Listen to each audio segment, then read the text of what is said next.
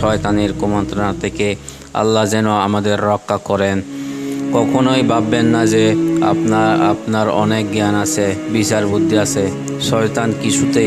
শয়তান কিছুতেই আপনাকে ধোঁকায় ফেলতে পারবে না, বরং প্রকৃত জ্ঞানীরাই শয়তানের ফাঁদে পড়ার ভয় সবচেয়ে বেশি। এই কারণে আপনি দেখবেন আলেমদের তাকওয়া সবচাইতে বেশি। কাহিনীটা নিয়ে চিন্তা করুন। আমি যে ঘটনাটি এতক্ষণ বলেছি সেটা নিয়ে একবার চিন্তা করুন। শয়তান যদি প্রথমে এসে বারসিসাকে বলতো আমাকে সিজদা করো, বারসিসা কখনোই তা করতো না। কিন্তু শয়তান তার পরিকল্পনা মাফিক ধীরে ধীরে একটার পর একটা ছোট ছোট ধাপে ব্যবসায়িক